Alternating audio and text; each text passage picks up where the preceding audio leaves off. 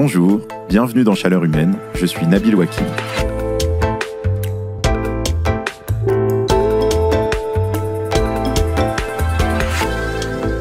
Il y a des gens qui, quand ils partent étudier à l'étranger, vont dans de prestigieuses universités.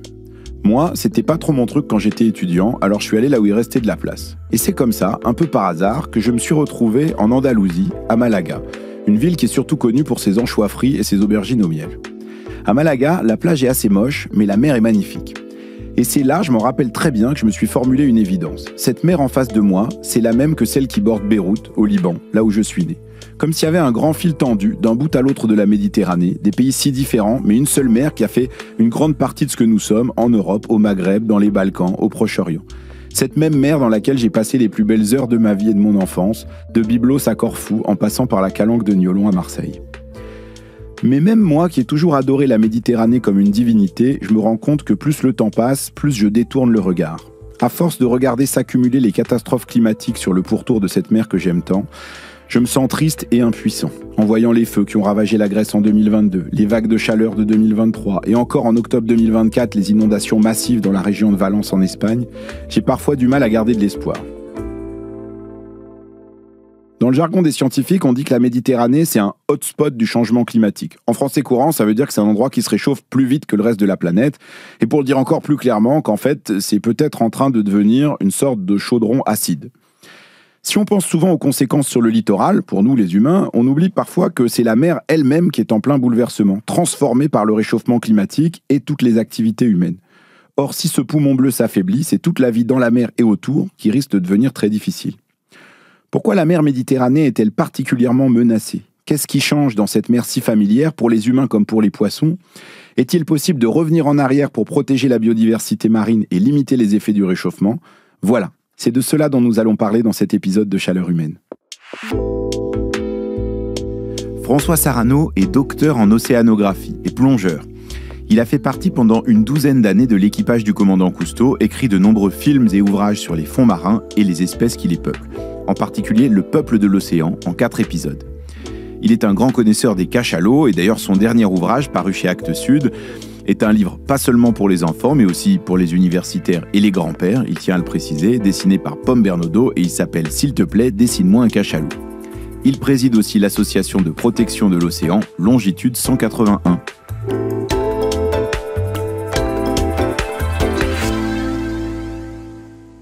Bonjour François Sarano. Bonjour Nabil. Alors si on commence par le début, quelles sont les conséquences du changement climatique sur la Méditerranée ? Qu'est-ce qui se passe sous l'eau ? D'abord les faits. L'ensemble de la région méditerranéenne, depuis l'ère pré-industrielle, s'est réchauffé de 1,5 degré en moyenne. C'est colossal. Pourquoi ? Parce que lorsqu'on réchauffe l'eau, on modifie la densité de l'eau, donc les courants marins. C'est-à-dire que nous sommes en train, à cause de ce réchauffement, de modifier l'ensemble de la physique de l'eau, de la courantologie et de la vie. Le réchauffement a des conséquences physiques et des conséquences biologiques. Les conséquences physiques, je réchauffe de l'eau, et en particulier dans la région de Beyrouth, et en particulier dans la région égyptienne, où la température cette année a atteint les 29 degrés. Qu'est-ce qui se passe ? Eh bien, cette eau, il va y avoir beaucoup d'évaporation. Il y a une grande évaporation, donc elle va être beaucoup plus salée et beaucoup plus lourde. Donc elle va couler. Et une eau qui coule et qui est très chaude, c'est pas normal. Elle va couler. Et elle va circuler dans toute la Méditerranée, jusque chez nous, ici, là, sur notre littoral, Toulon, Hyères, Porquerolles, à vers 400-500 mètres de profondeur. Et la vie qui est là, elle n'a pas l'habitude de cette eau chaude et très salée. Elle est modifiée. Et comme c'est cette eau-là qui va sortir par Gibraltar, eh bien, elle va aussi modifier l'Atlantique. Et toute la circulation va être perturbée parce que, entre-temps, comme cette eau est partie, il va falloir que de l'eau atlantique fraîche et un peu plus douce rentre en Méditerranée. Donc c'est l'ensemble de cette circulation qui est modifiée simplement parce que l'évaporation supplémentaire dans le bassin oriental en a changé le cours. Et la vie là-dedans, me direz-vous, Ah, la vie, elle est encore plus touchée. Parce que l'ensemble des organismes marins, tous, sauf les baleines, les tortues, les requins, mais tous les autres, l'holoturie, l'étoile de mer, l'oursin, le thon rouge, la sardine, passent au cours de leur vie une petite période, là où ils sont le plus fragiles, dans ces eaux de surface, au milieu de tous les petits êtres planctoniques qui y grouillent. Et cette période-là, sous forme d'œufs et de larves, est la plus critique. C'est le moment où ils sont le plus fragiles. Ouh là là! Ils ne tolèrent pas la moindre variation de température, ni de salinité. C'est ce qu'on leur propose. Au cours des 2 dernières années, 2023, 2024, les eaux de surface méditerranéennes sur 70 mètres ont subi une canicule épouvantable. Canicule, ça veut dire quoi? Canicule, ça veut pas simplement dire un coup de chaud formidable. Non, c'est un coup de chaud formidable qui dure des semaines sur l'ensemble de la Méditerranée. Quand on est petit œuf et l'arbre, quand on est petit diatomée planctonique, quand on est... on ne le supporte pas. Donc c'est pas simplement les animaux fixés, les coraux, les gorgones, les éponges, qui ne peuvent pas se déplacer, qui vont subir l'impact de ce réchauffement. Trop chaud, je meurs. C'est l'ensemble des organismes planctoniques. Trop chaud, je meurs. C'est pour ça que c'est grave. Parce que ça ne touche pas simplement la petite zone dans laquelle ça se passe, ça va toucher l'ensemble du monde marin. On est en train de rebattre l'ensemble des cartes des écosystèmes marins. Parce qu'en plus, il n'y a pas que le réchauffement climatique, c'est-à-dire que cette logique de réchauffement, elle vient s'ajouter à l'impact aussi de nos activités à nous, des activités humaines, sur ce qui se passe en mer. Bien entendu. Notre exploitation, nos dégradations du littoral, l'urbanisation galopante, les pollutions, affaiblissent les êtres vivants et les écosystèmes. Par conséquent, ces écosystèmes affaiblis vont beaucoup moins bien réagir aux variations de température. C'est une agression supplémentaire, mais celle-ci, elle est globale. Et donc, ce qui va se passer, comme ça s'est déjà passé d'ailleurs, mais beaucoup moins rapidement, au cours des millions d'années passées, c'est que certaines espèces vont être défavorisées par ce réchauffement et d'autres favorisées. Lors des périodes glaciaires, les espèces d'eau froide étaient favorisées et donc elles repeuplaient la Méditerranée aux dépens des espèces tropicales. Et puis lorsqu'il y a eu un réchauffement, les espèces tropicales ont à nouveau repris une bonne place en Méditerranée. Ça, c'est assez normal.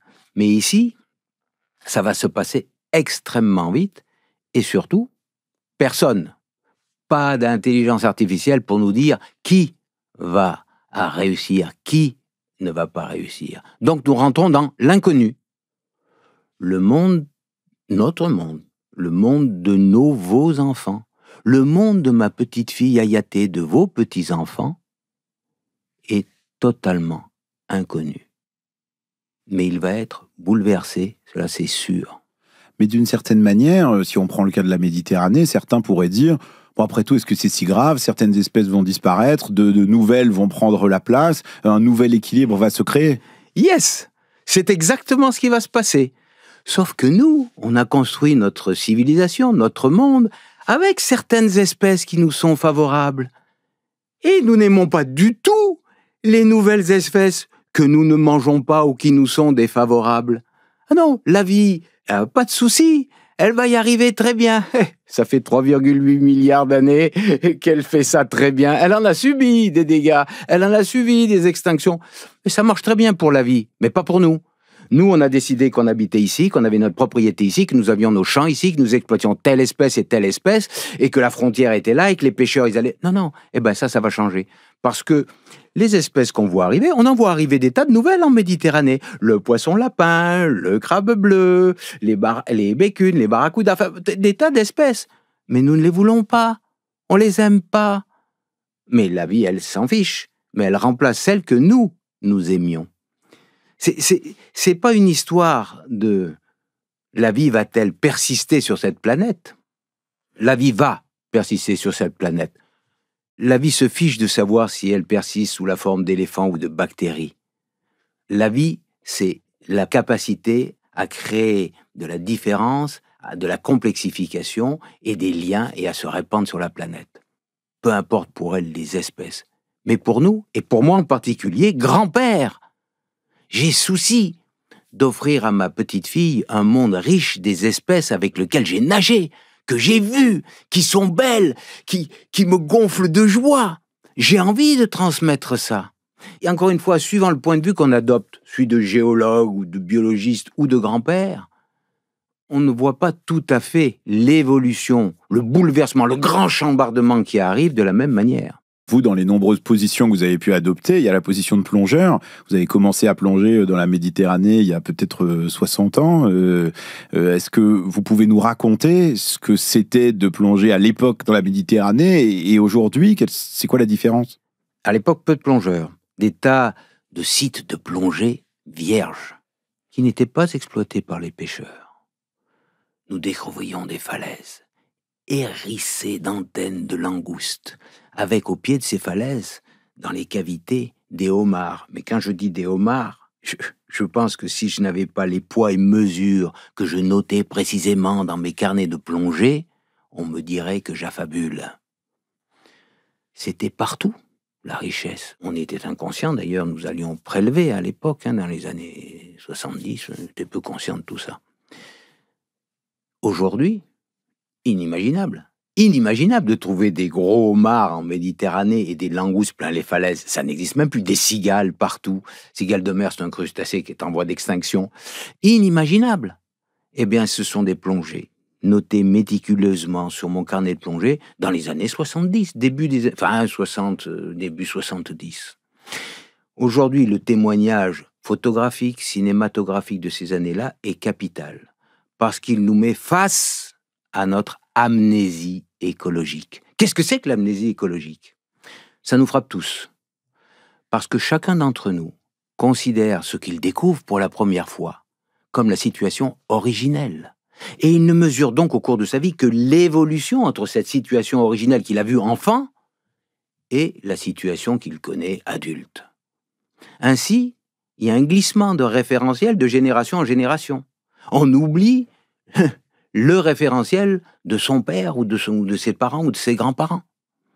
Mais lorsque l'on met tout ça en perspective, lorsqu'on relit les écrits de Marcel de Serres, il faut lire Marcel de Serres, un grand scientifique de Montpellier qui a écrit sur la Méditerranée et qui a publié en 1844, je crois, un livre sur les migrations, mais aussi sur l'état de la Méditerranée, où il parle de fleuves, d'anchois, de sardines, poursuivies par des hordes de thons, elles-mêmes poursuivies par des bancs de requins blancs, et que les pêcheurs à Nice considéraient l'arrivée des requins comme favorable, parce que lorsqu'ils attaquaient les bancs de thon, les plus gros thons qui étaient sur les bords des fleuves de poissons s'échouaient sur les plages et que c'était facile de les capturer. On rigole? Il ne faut pas rigoler. Il ne faut pas rigoler. C'est ça la plénitude de la vie. C'est ça la plénitude de la Méditerranée. C'est ça qu'il nous faut offrir à nos enfants. Et on peut le faire. Je vous garantis qu'on peut le faire. Peut-être pas avec ces espèces-là, mais la Méditerranée peut retrouver sa plénitude. Nous n'avons qu'à lever le pied. Nous n'avons qu'à arrêter nos agressions. Alors, on va revenir sur comment on peut faire pour lever le pied et arrêter nos agressions, mais justement, pour quand même finir là-dessus, quelle est la part de nos activités, notamment de la pêche, dans la transformation de la Méditerranée? Totale. C'est la pêche. J'en veux pour preuve, simplement, que dans les endroits où on ne pêche pas, et on y reviendra souvent, 2 exemples formidables en France. Le parc national de Porquerolles, qui a 60 ans, la réserve de Cerbère-Banyuls, qui a 50 ans. Dans ces endroits-là, il y a 2 petits cœurs de parc dans lesquels on ne pêche pas, ou alors des prélèvements extrêmement contrôlés. Eh bien, on y voit la Méditerranée riche, abondante, exubérante, avec des mérous, mais énormes. Le mérou, c'est le poisson exemplaire de la Méditerranée, parce que c'est le plus gros carnivore des fonds marins. Il y en a partout. On est obligé de les écarter pour voir les autres poissons. On est obligé de les écarter pour voir derrière des dorades qui sont énormes aussi.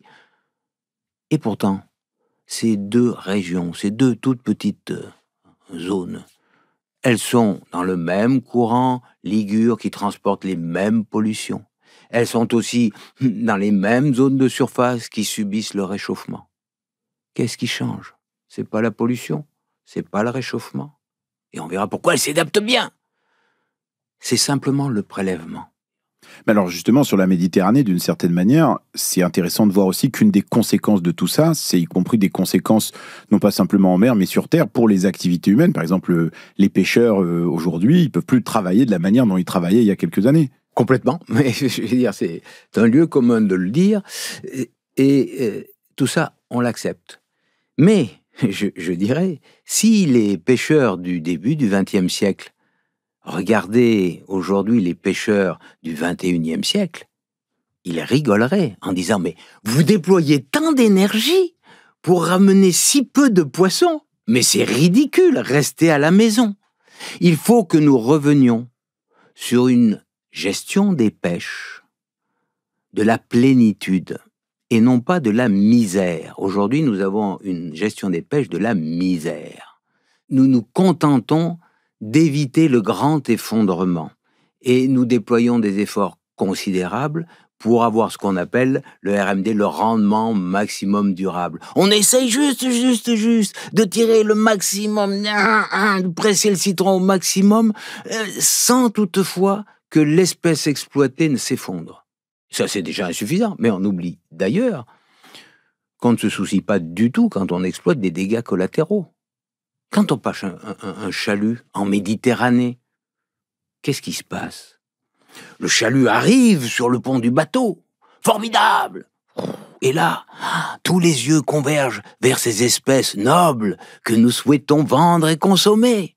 Ah, ici un beau gondin. Oh là là, un Saint-Pierre. Oh, formidable, une dorade. On les garde. Ah, mince, une tortue. Oh là là, j'y fais attention, mais c'est dommage. Et puis après, on prend la pelle et on jette par-dessus bord cailloux, vases, étoiles de mer, holoturies, ophures, crabes, poulpes. Tout ça, c'est rien. Ça n'est même pas nommé. Ça n'est même pas considéré mieux que la vase et les cailloux. Et pourtant, ces espèces-là, ces 250 000 espèces qu'on a décrites et ces millions d'espèces qu'on ne connaît pas, c'est elles qui sont l'écosystème marin et dont dépendent les quelques espèces Saint-Pierre, Baudroie, dorades que nous choyons. Et nous les détruisons, pouf, sans même nous en soucier. Nous les détruisons au point qu'on n'imagine pas qu'un coup de chalut détruit irréversiblement l'écosystème. Alors c'est important ce mot d'irréversible que vous utilisez, parce que est-ce que du coup, il faut penser qu'aujourd'hui, sur la Méditerranée, on a atteint une forme de point de non-retour pour une partie de cet écosystème-là? Irréversible à l'échelle humaine, si nous n'arrêtons pas totalement. Voilà pourquoi je dis irréversible, parce que nous avons beaucoup de réticence à accepter cela. Notre envie à nous, c'est d'avoir des chaînes centenaires en les exploitant tous les 10 ans. C'est d'avoir des récifs coralliens qui se développent avec toute leur richesse en passant le chalut toutes les années ou tous les mois. C'est pas possible. Pour qu'il y ait un récif de bryozoaires, comme au large de Magot, le dernier peut-être qui reste en Méditerranée, il faut des dizaines et des dizaines d'années sans qu'il y ait de pêche, sans qu'on racle le fond. Mais ça, on veut pas le faire. On veut l'avoir. On veut avoir tous les bénéfices de la richesse de ces récifs. Et en chalutant toutes les semaines, tous les mois. Ce n'est juste pas possible.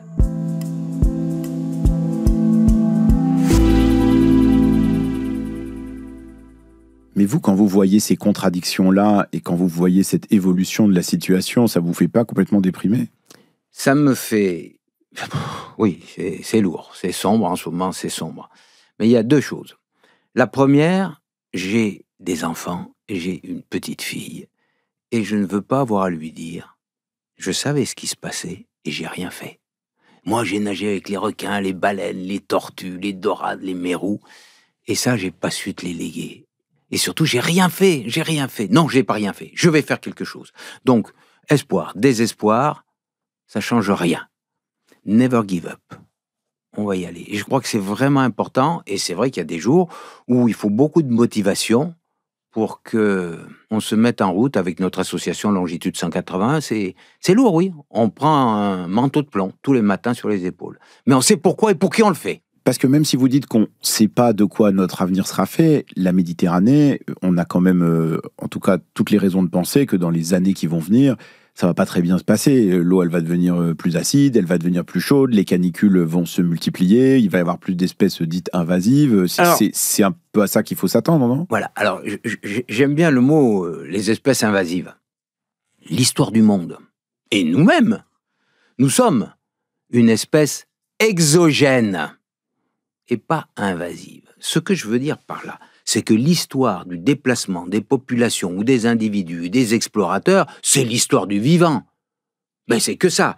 Il n'y a pas de population qui n'envoie des explorateurs et des éclaireurs vers des mondes nouveaux. Et les mondes dans lesquels ils arrivent, si la température, la salinité leur est favorable, ils s'y installent. Et ils y sont bien accueillis. Si l'écosystème est riche et plein, si l'écosystème dans lequel ils arrivent est plein, eh ben, allez, bienvenue, les conditions te sont favorables, installe-toi là, il y a une petite place. Bienvenue.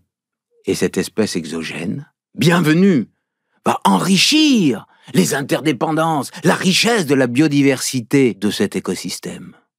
Et puis, le temps faisant, si les conditions climatiques lui sont toujours favorables, génération après génération, eh bien, ses descendants vont supplanter ceux qui les ont accueillis.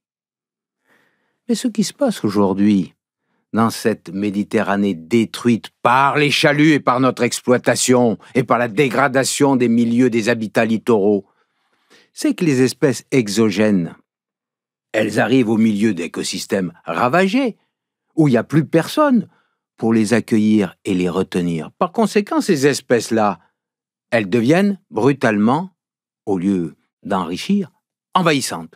Et elles conquièrent tout le milieu.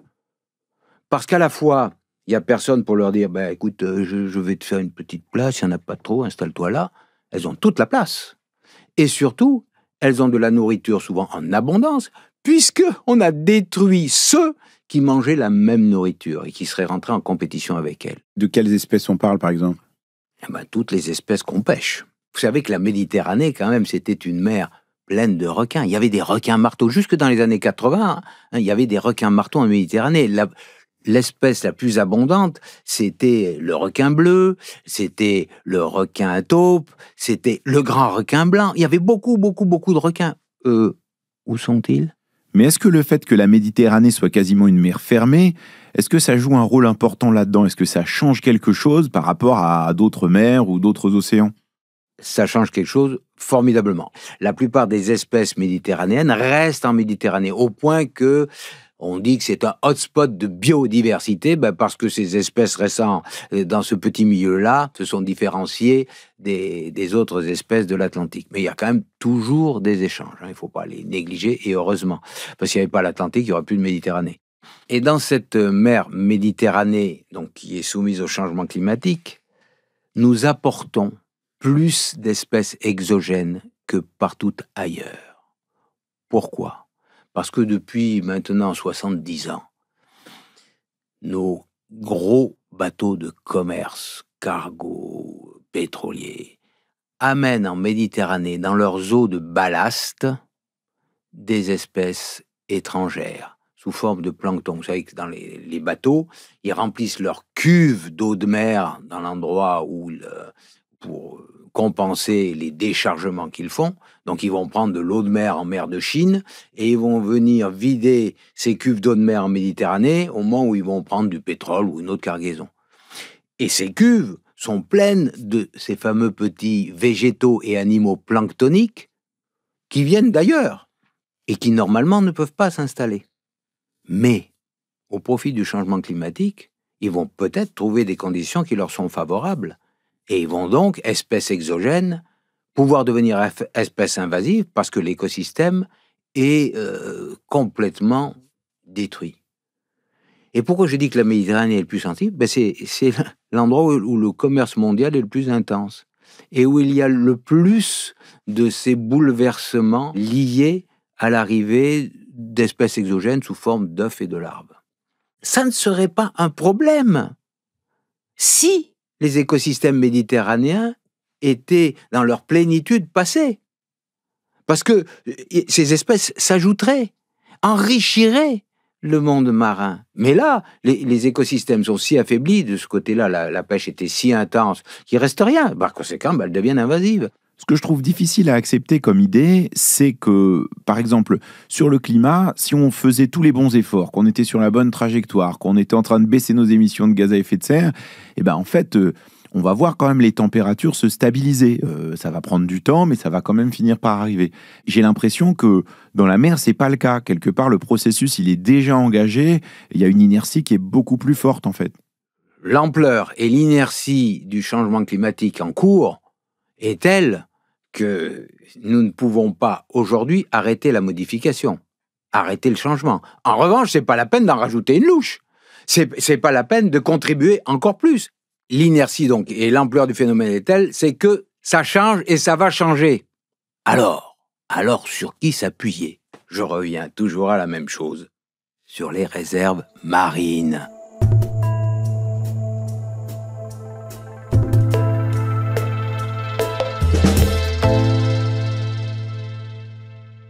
Vous avez parlé donc de ces réserves en donnant des exemples. Est-ce que, en termes de politique publique, finalement, ce qu'on peut faire pour essayer de faire face à tout ce qui nous arrive dans la Méditerranée, est-ce que c'est ça qu'il faut faire? Est-ce qu'il faut créer des réserves et les maintenir, les étendre? Quand on ne sait pas où on va, on cherche ses meilleurs alliés. Nos meilleurs alliés, ce sont les réserves marines, parce que elles, aujourd'hui, elles sont déjà dans le changement. Elles ne nous ont pas attendus. La vie, elle est dynamique. Elle est toujours attentive à la moindre petite variation. Et l'ensemble des espèces qui composent les écosystèmes sont déjà là, en train de se réagencer. Faut-il encore qu'on les laisse faire? Faut-il encore qu'on leur laisse la libre évolution? Eh bien, dans ces réserves marines, en libre évolution, on voit la Méditerranée, non pas d'hier, mais la Méditerranée de demain. Et je veux vraiment l'offrir à ma petite fille Ayaté, parce qu'elle est magnifique, cette Méditerranée de demain. Elle est exubérante, elle est pleine de vie, elle est ébouriffante, elle est tout ce qu'on peut souhaiter. Oui, il faut créer des réserves marines, pour de multiples raisons. D'abord, encore une fois, parce qu'elles nous indiquent où on va. Ce qu'on peut attendre de cette Méditerranée qu'on dit pauvre. Non, elle n'est pas pauvre, nous l'avons appauvrie, nous l'avons détruite, mais elle peut revenir riche, il faut lui laisser le temps. Et ensuite, parce que ces réserves marines sont nos meilleurs alliés pour repeupler les zones que nous exploitons. Pourquoi? Parce que dans ces réserves-là, où la vie explose, eh bien, la vie déborde, et elle envoie des émissaires ailleurs, au-delà de ses frontières. Et puis les poissons et tous les organismes marins pondent. Leurs œufs et leurs larves, emportés par les courants, vont repeupler des zones que nous avons exploitées.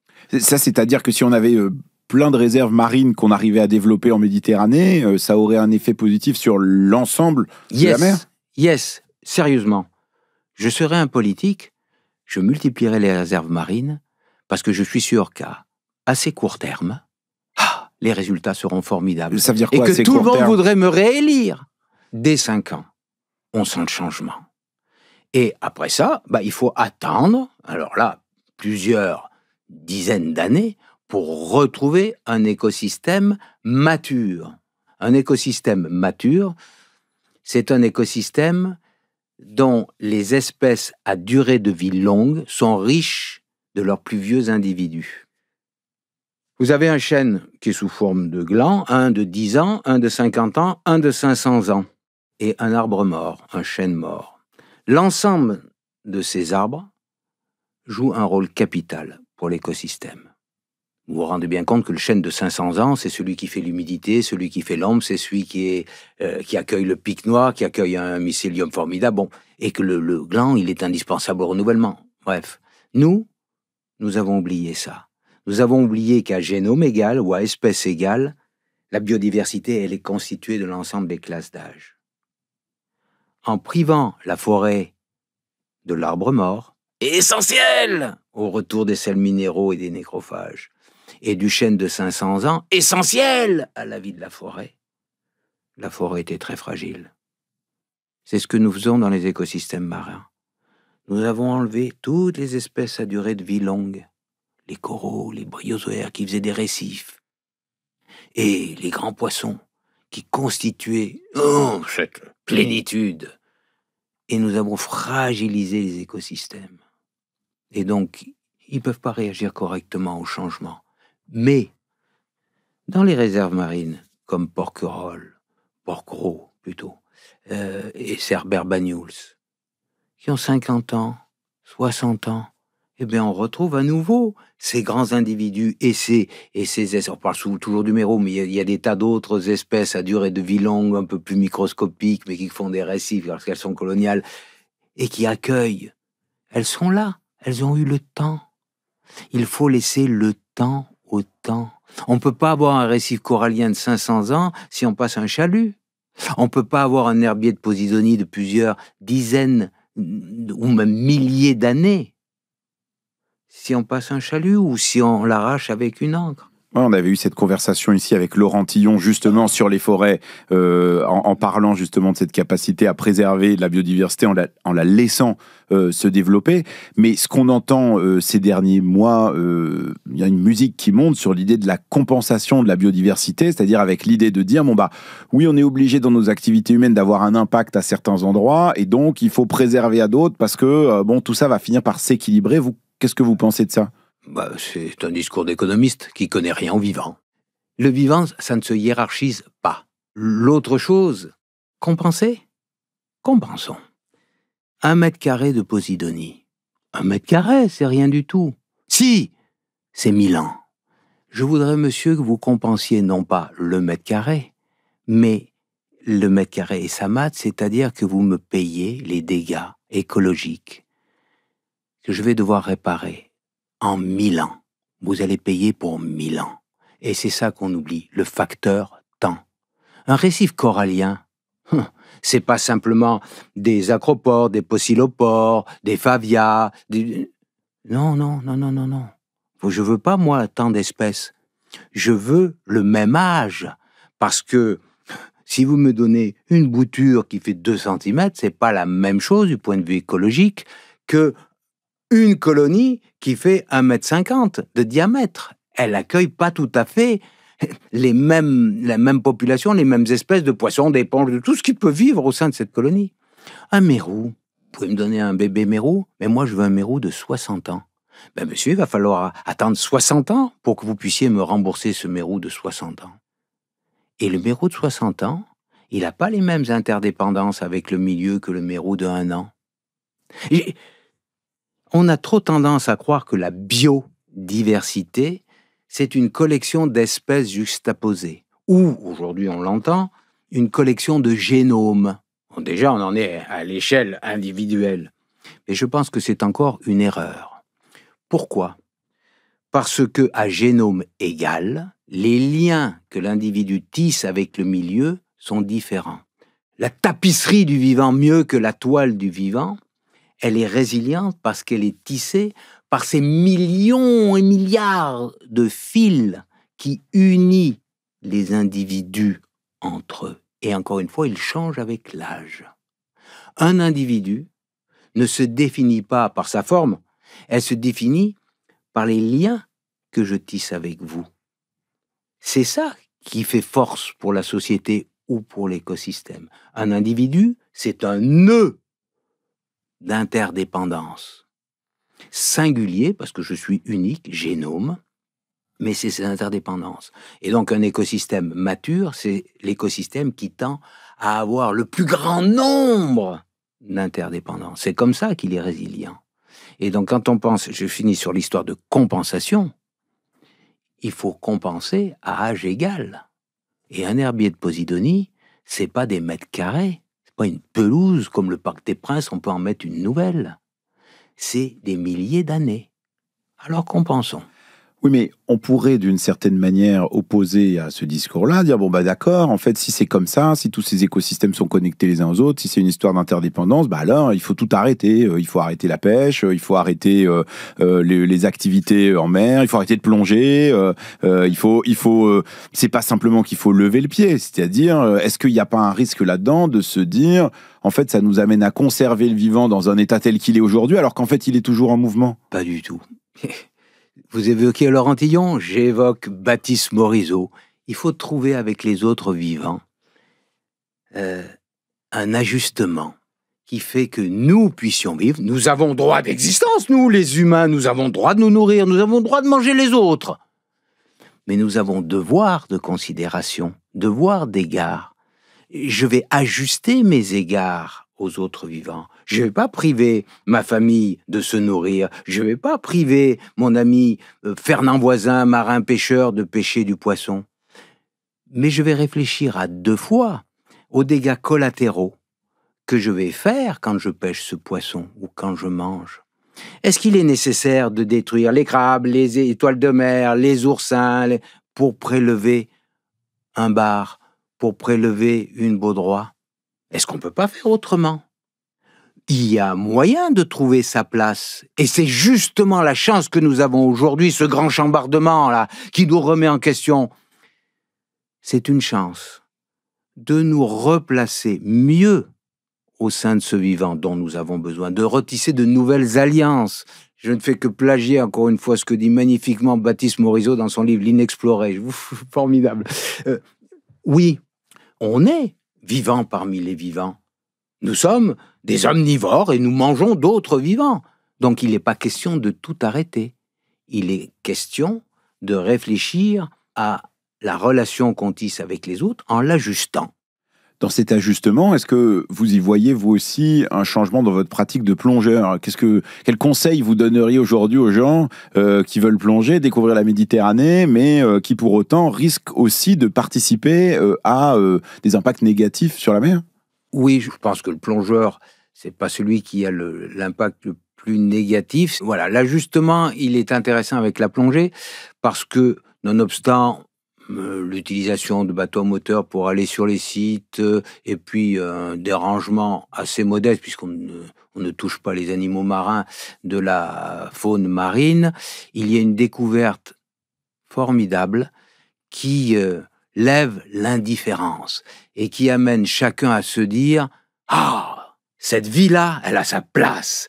Cette vie-là, il faut que je l'aide à se développer. En tout cas, il faut que nous soyons ensemble présents sur cette planète. » Je pense que la découverte du vivant est une nécessité parce que l'indifférence, c'est la pire chose qui puisse arriver aux autres non-humains qui sont autour de nous. Là, vraiment. Et je crois même que les réserves marines, que j'appelle de mes vœux, ce soient des lieux de découverte. Il faut qu'il y ait des écoles de la mer obligatoires. Il faut que les réserves marines soient des lieux de visite obligatoires. Et nous saurons ajuster le nombre de personnes qui peut découvrir. Mais puisqu'il y a tant de monde qui veut découvrir ces endroits merveilleux, il faut les multiplier. Et après ça, on peut ajuster toutes nos activités. Et dans le parc national de Port-Cros, il y a des marins-pêcheurs professionnels qui ajustent leur prélèvement. Ça se passe formidablement. Ça se passe formidablement. Plénitude, écosystème exubérant, un endroit où il y a des milliers de plongeurs, peut-être là où il y a le plus de plongeurs en Méditerranée, et tout est riche. Nous pouvons vivre sur cette planète si nous renonçons au consumérisme extractiviste qui n'a pas de limite. Nous pouvons ajuster nos égards. C'est pareil en mer. C'est pareil. Mais aujourd'hui, nous ne réfléchissons pas à ça. Quand on donne un coup de chalut, on ne se soucie pas des dégâts collatéraux. Donc, nous ne réfléchissons pas à ajuster nos égards. Peut-être que le chalut n'est plus un outil adapté aux prélèvements que nous pouvons faire en mer. Mais nous ne disons pas ici qu'il faut arrêter les prélèvements. Je suis consommateur de poissons, tous consommateurs de poissons. Limité, raisonné, réfléchi. Posons-nous la question.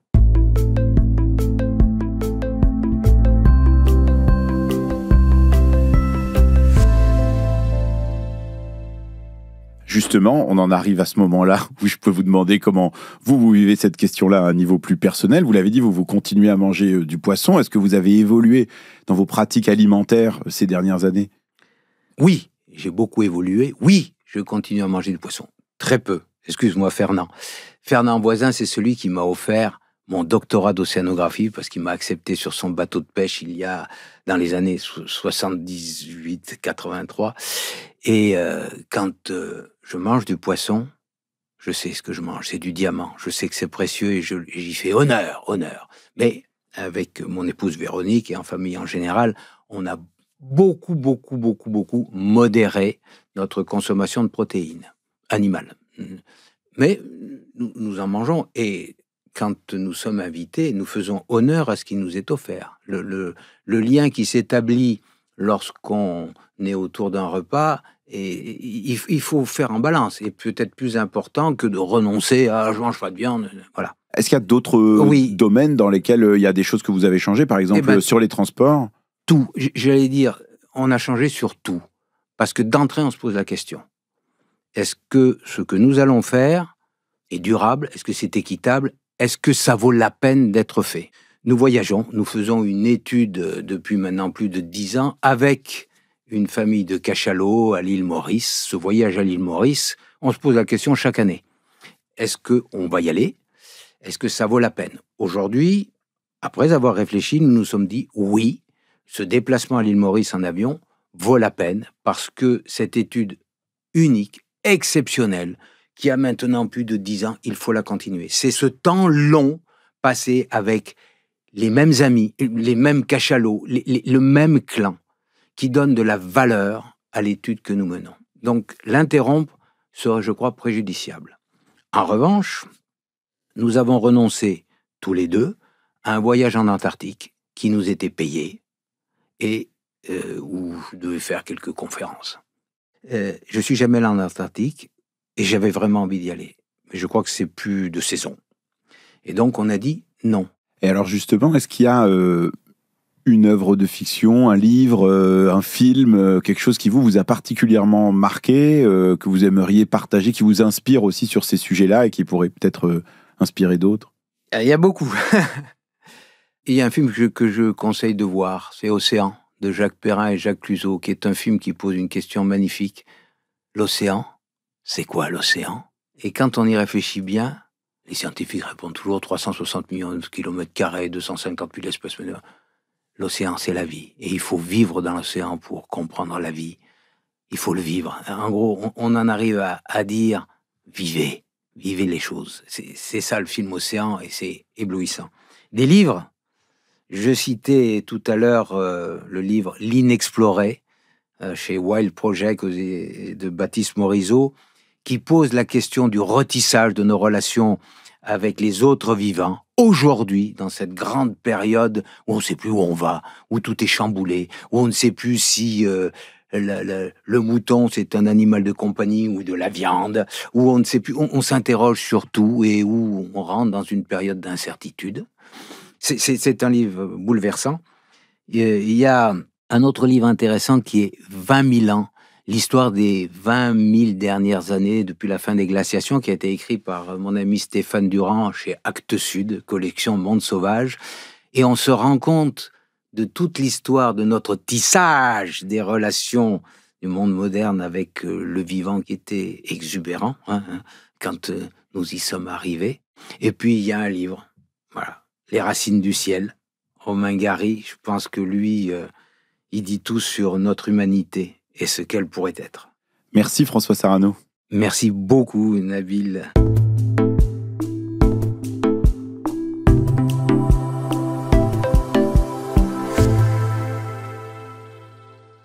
J'ai trouvé cette conversation avec François Sarano formidable et en même temps, je dois bien le dire, ça m'a pas mal déstabilisé sur le fond et aussi sur la forme. La première chose que j'ai retenue, ça ne finit pas de me rester dans la tête.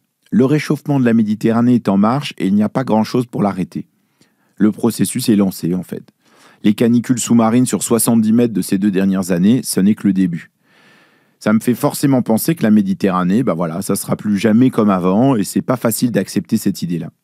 Ce qu'il décrit, en fait, c'est même un saut dans l'inconnu. On ne sait pas très bien ce qui va se passer. On n'a pas le manuel des 50 prochaines années et des conséquences que ça va avoir sur le vivant, qu'on parle du plancton, des poissons ou des pêcheurs. Ça m'a aussi fait penser à la série du Monde sur l'adaptation qu'on a publiée en 2023, dans laquelle on montrait que la France n'était pas prête à faire face aux nouvelles conditions climatiques. Et ça m'a donné envie de proposer à mes collègues qu'on fasse la même chose sur le pourtour méditerranéen, parce que là aussi, on voit bien que les impacts sont déjà très importants et vont être massifs dans les années qui viennent. La deuxième idée qui me reste en tête, c'est que François Sarano explique bien que la crise de la biodiversité, les pollutions, la surpêche, le changement climatique, tout ça, c'est profondément mêlé. Le réchauffement aggrave la crise de la biodiversité, elle-même causée par la pollution et la surpêche. Tout ça se démultiplie et ça rend ces problèmes encore plus compliqués à résoudre. Mais je retiens surtout là-dedans que nous autres humains, nous comprenons mal les interdépendances qui existent dans le vivant. Et François Sarano, il emploie cette expression du philosophe Baptiste Morisot, l'idée qu'il faut qu'on s'ajuste aux autres, un ajustement, qu'on n'est pas tout seul dans cette grande mer salée, et que si on veut continuer à cohabiter les uns avec les autres, il faut qu'on fasse l'effort de mesurer notre impact et d'avoir un impact mesuré. C'est à la fois difficile, mais en même temps, c'est pas impossible. Parce que lutter contre la pêche intensive, protéger les littoraux, combattre les pollutions, tout ça, en fait, on sait le faire avec un peu d'argent et beaucoup de volonté politique. Ce qui m'amène au troisième point, le cœur de ce que dit François Sarano, l'idée de multiplier des réserves naturelles. Je note que c'était déjà l'une des propositions phares d'un autre invité de Chaleur Humaine, le chercheur Didier Gascuel, dans l'épisode qu'on avait consacré aux poissons.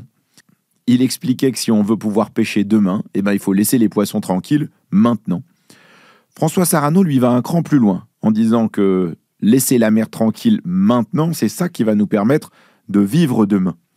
Ce qu'il décrit des réserves sous-marines, la science le constate très bien. D'ailleurs, c'est aussi ce que disait le chercheur Laurent Tillon, qu'on a reçu dans ce podcast pour parler des forêts. Lui disait qu'il valait mieux laisser le temps à la forêt de se régénérer elle-même en limitant nos interventions humaines. C'est la même chose dans l'eau. Je trouve que c'est intéressant parce qu'au fond, le plus difficile pour nous dans cette histoire, pour nous autres humains, c'est de renoncer à mettre nos grosses pattes partout. Renoncer, ça c'est vraiment un truc difficile. Un dernier point peut-être. Je garde en tête ce que dit François Sarano sur la compensation de la biodiversité. Lui, il dit « Donnez-moi un mérou de 60 ans, pas un mérou tout neuf ». Ça me rappelle ce que disait déjà la primatologue Sabrina Krief dans un des premiers épisodes de Chaleur Humaine, dans lequel on avait parlé des grands singes et de la protection de la biodiversité. Elle disait « On ne peut pas compenser une population de 100 chimpanzés en Ouganda par une population de 100 chimpanzés ailleurs. Ça n'a aucun sens ». Je suis curieux de cette question de la compensation de la biodiversité parce qu'elle arrive de plus en plus dans le débat public. On a déjà vu que pour le climat, c'était pas facile de compenser les émissions de carbone. Alors l'idée de compenser des espèces qui seraient en train de disparaître ou des zones qu'on serait en train de détruire, je serais intéressé d'avoir, comme toujours, vos avis, vos critiques ou vos expériences là-dessus. Et comme toujours, vous pouvez m'écrire à l'adresse chaleurhumaine@lemonde.fr.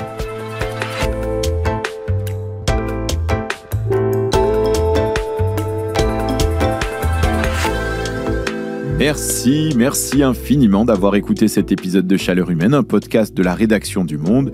Cet épisode a été produit par Cécile Cazenave, réalisé par Amandine Robillard, qui a également composé la musique originale. J'en profite pour vous dire que Chaleur Humaine, c'est aussi une infolettre hebdomadaire à laquelle vous pouvez vous inscrire sur le site du Monde. Chaque mardi, je réponds à vos questions et je partage mes lectures et mes interrogations. Vous êtes déjà plus de 50 000 inscrits. Merci.